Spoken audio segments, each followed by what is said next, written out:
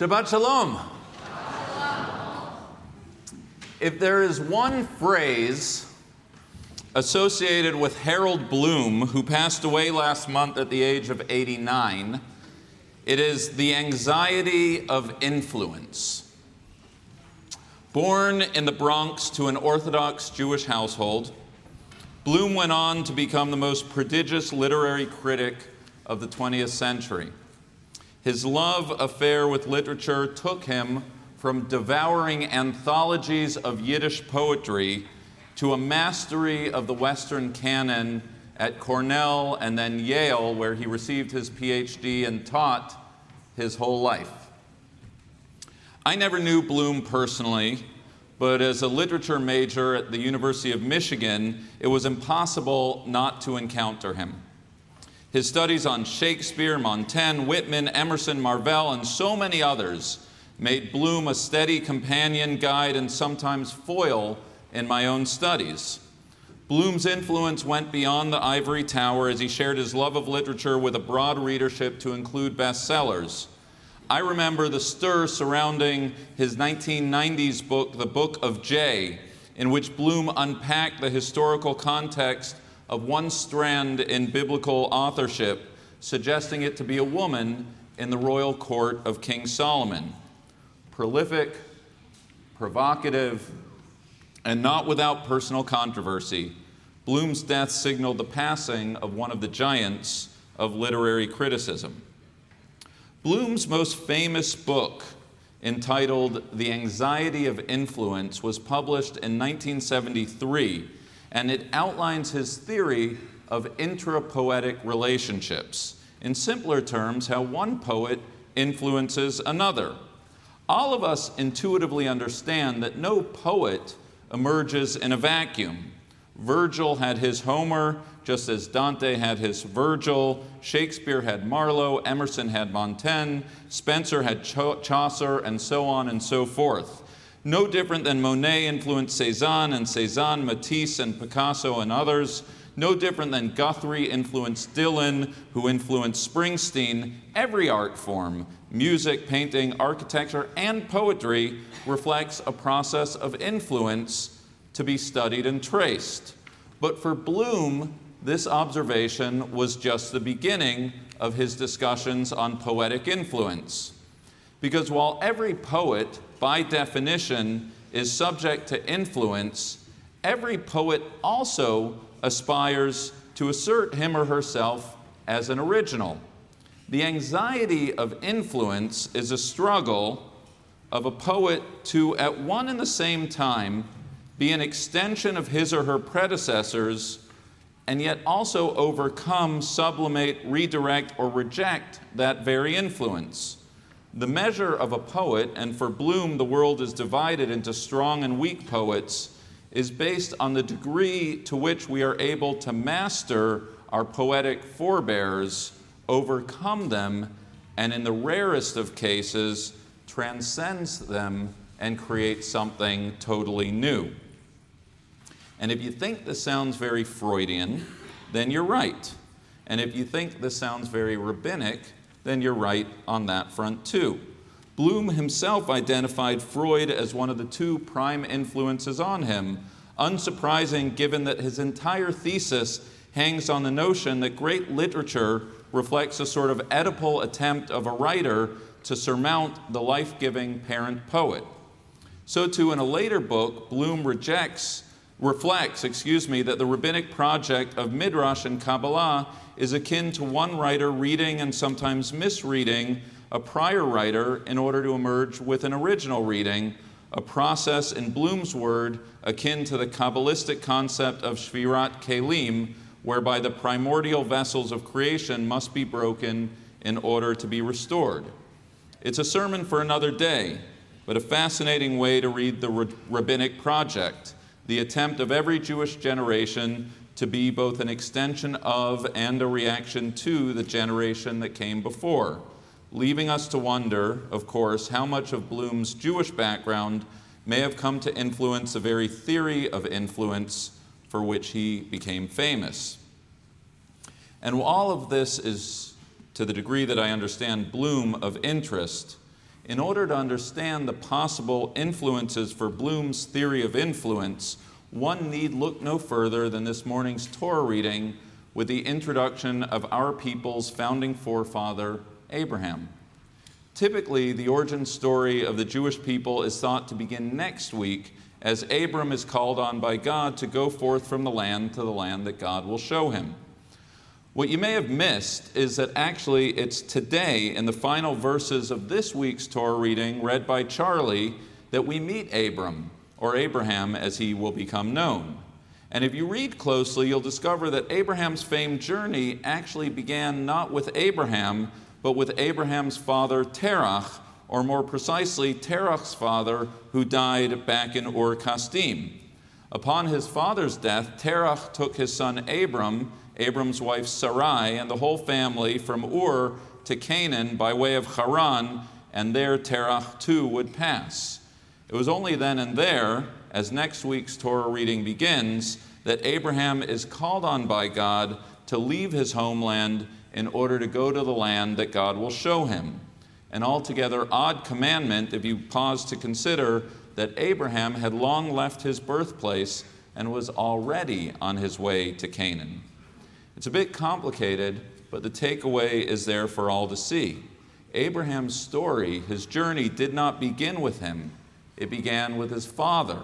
His journey, geographically and spiritually, an extension of what came before. I know it's not the story as we learned it in Hebrew school, and I know such a reading lacks the drama of how we would like to imagine Abraham, a breaker of idols, an original and true iconoclast. But it is a telling that is true to the text, the fact that the fact that all we actually know about Abraham's earlier years was that he followed quite literally in his father's formidable footsteps, which means that Abraham's call from God was really his opportunity to affirm the journey begun by his father, but do so by way of his own self-expression, an extension of and a reaction to that which came before. Abraham is Abraham not because he broke with the past, nor for that matter because he merely continued on his father's path. Abraham is who he is because he struggled mightily with the anxiety of influence, a product of his predecessors and an original, the likes of which our world has never seen. A traditional reading, perhaps not, but a reading that I would submit to you that is truer to the plain meaning of the text and truer to what we know to be the case of our own lives. Because while this anxiety of influence is most pronounced in this morning's Torah reading by way of Abraham's relationship with his father Terach, it doesn't end there. Soon after Abraham emerges from the shadow of his father, he and Sarah are blessed with the birth of Isaac. Isaac, who is born into the world with the express purpose of actualizing God's covenant with his father, who is famously brought to the top of Mount Moriah to be sacrificed by Abraham at God's command, a Freudian father-son psychoanalytic drama if there ever was one. And though that near-death event eventually prompts Isaac to part ways with his father, soon after Abraham's passing, the text relates that Isaac uncovered the wells his father had dug, an act acknowledged by the rabbis to signal a recovery of Abraham's legacy by his estranged son. And it is a pattern that continues with Isaac's son Jacob, who, due to a combination of clumsy parenting and regrettable sibling rivalry, first acquires his father's blessing and then flees his father's home. The story of Jacob is also a story of the anxiety of influence, a man who at one and the same time seeks his father's approval, all the while trying to establish his own personhood as alike to his father as he is unlike, which is not surprisingly the exact same tension found in the personhood of Jacob's son Joseph. Joseph, who dreams like his father, who is identified explicitly as his father's favorite, but who ultimately has to leave his father's home in order to grow into the man he dreams to be. This week and next week may be the kickoff to the patriarchal narratives, but it's this tortured effort of every protagonist to both embrace their predecessor, all the while staking out new territory, this anxiety of influence, which is a narrative thread that holds Genesis together. And it's not just the men, the fathers and sons. Similar anxieties can be found in the lives of Rebekah, Rachel, and Leah, and especially Dinah, all women who define themselves as an extension of and reach beyond the households of their origin. And if you think about it, if you really think about it, it's a tension that actually began prior to Abraham. Not just that Adam raised a Cain, but the Garden of Eden itself. What is the story of creation, if not the tale of a humanity created in the image of God the parent, a humanity who from the very start seek to assert themselves, even if, especially if, it means breaking with the very one who granted the gift of life in the first place. I have the good fortune of having about as good of a relationship with my old man as I could ask for. He loves me, he looks out for me, and he lets me be. I treasure our relationship. I'm well aware of how lucky I am, and I hope to be the father to my children in a way that my father is to me. If I experience an anxiety of influence, and this isn't group therapy, it's not due to my father, but my grandfather, who I never knew, a congregational rabbi whose extended shadow shelters, shapes, and guides me, even as I try to emerge out from under it. All of us exist under an anxiety of influence of one sort or another.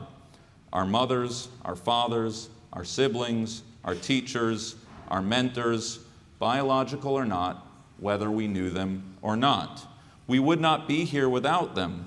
We are who we are because of them, and yet we become our fullest selves only when we escape their gravitational pull and define our respective identities on our own terms.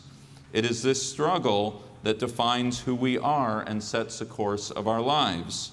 There's no shortage of reasons why the book of Genesis continues to have a multi-millennial hold on its readers, but maybe the most obvious is that it serves as a reminder that none of us are actually originals, no matter how hard we may try.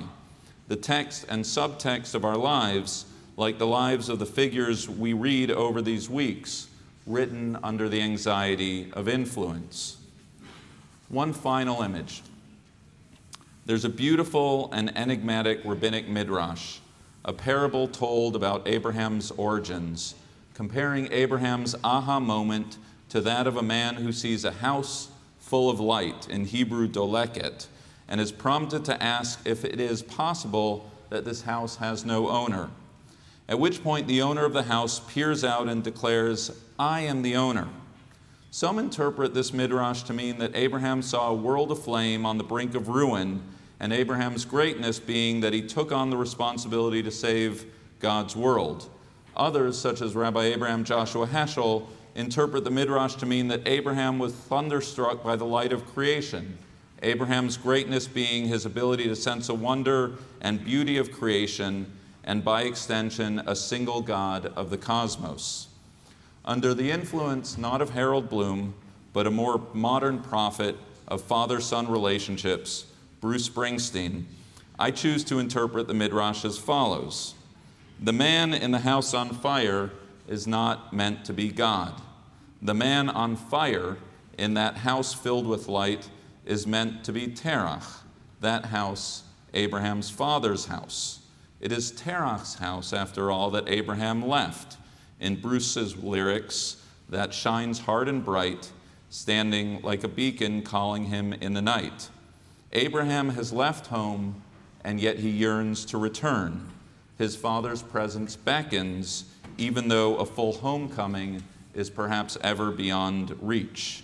Abraham stands, as do we all, balancing the debt we hold to those who gave us life and our ongoing efforts to transcend them, the anxiety that defines us, the tension that shapes us, and ultimately, redemptively, the struggle that gives us strength and bears the possibility to unlock our heroic potential.